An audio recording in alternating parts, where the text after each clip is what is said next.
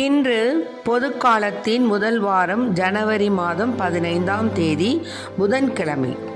இன்று தேவன் நமக்கு தரும் ஜீவநீர் ஊற்றான இறை வார்த்தைகள் புனித மார்க் எழுதிய நற்செய்தி இயல் 1 இறை வார்த்தைகள் 29 39 முடிய.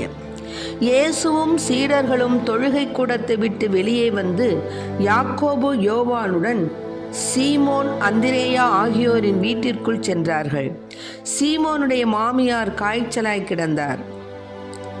உடனே அவர்கள் அதை பற்றி இயேசுவிடம் சொன்னார்கள். இயேசு அவர் அருகில் சென்று கையை பிடித்து அவரை தூக்கினார். காய்ச்சல் அவரை விட்டு நீங்கிற்று. அவர் அவர்களுக்கு பணிவிடை செய்தார். மாலை வேளையில் கதிரவன் மறையும் நேரத்தில் நோயாளர்கள், பேய் பிடித்தவர்கள் அனைவரையும் மக்கள் அவரிடம் கொண்டு வந்தார்கள். நகர் முழுவதும் வீட்டு வாயில் முன் கூடியிருந்தது. பல்வேறு பிணிகளால் வருந்திய பலரை அவர் குணப்படுத்தினார். பல பேய்களையும் ஓட்டினார். அந்த பேய்கள் அவரை அறிந்திருந்ததால் அவற்றை அவர் பேசவிடவில்லை. இயேசு விடியற்காலை கருக்களில் எழுந்து தனிமையான ஓர் இடத்திற்கு புறப்பட்டு சென்றார். அங்கே அவர் இறைவனிடம் வேண்டிக் கொண்டிருந்தார். சீமோனும் அவருடன் இருந்தவர்களும் அவரை தேடிச் சென்றார்கள். அவரை கண்டதும் எல்லோரும் உம்மை தேடிக்கொண்டிருக்கிறார்கள் என்றார்கள். அதற்கு அவர், நாம் அடுத்த ஊர்களுக்கு போவோம், வாருங்கள். அங்கும் நான் நற்செய்தியை பறைசாற்ற வேண்டும், ஏனெனில் இதற்காகவே நான் வந்திருக்கிறேன் என்று சொன்னார். பின்பு அவர் கலிலேயா நாடு முழுவதும் சென்று அவர்களுடைய தொழுகை கூடங்களில் நற்செய்தியை பறைசாற்றி பேய்களை ஓட்டி வந்தார். ஆண்டவரின் அருள்வாக்கு. கிறிஸ்துவே மக்கு புகழ். ஒரு பாடல் நான் பாடுவேன், மன்னன் முந்தன் கருணையை எண்ணி எண்ணி வியந்து மகிழ்ந்து. நன்றி பாடல் நான் பாடுவேன், ஒரு பாடல் நான் பாடுவேன், மன்னன் உந்தன் கருணையை எண்ணி எண்ணி வியந்து மகிழ்ந்து.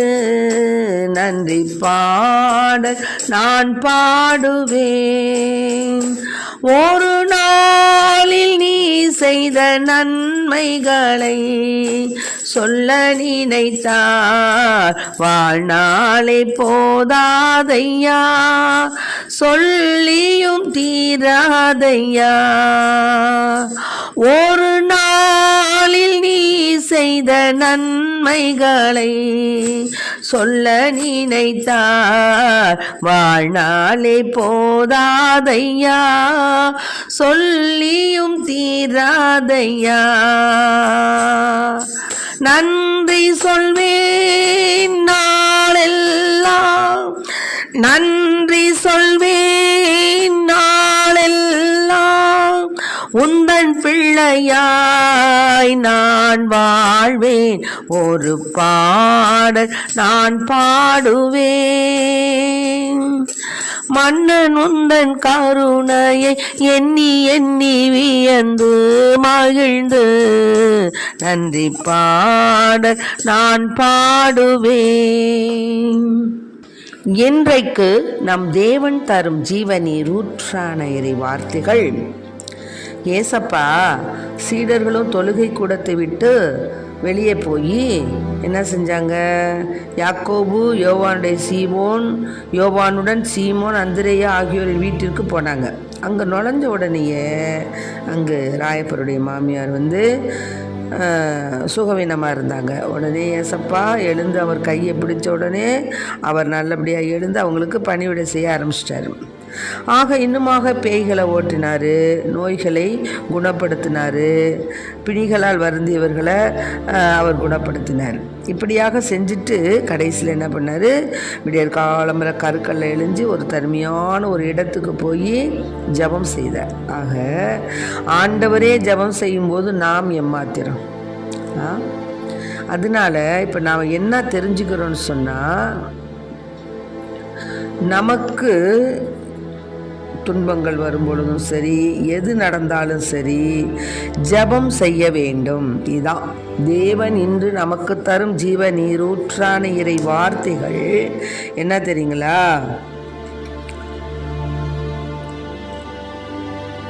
நற்செய்தியை பறைசாற்ற வேண்டும். இன்னுமாக இறைவன் நமக்கு கற்பிக்கக்கூடிய பாடம் என்னன்னு கேட்டிங்கன்னா, விடியகாலை கருக்கல்ல எழுந்து என்ன செய்கிறார் ஆண்டவர்? போய் தனிமையாக இருந்து ஜெபம் செய்ய அவர் விரும்புகிறார். அதுதான் மாலை வேளையில் கதிரவன் மறையும் நேரத்தில் நோயாளிகள் அவங்களுக்கெல்லாம் எல்லா உதவியும் செஞ்சார், குணத்தை கொடுத்தாரு, எல்லாம் செய்தார். ஆனால் கருக்கல்ல எழுந்து என்ன பண்ணார்? இயேசு ஜெபம் செய்தார்.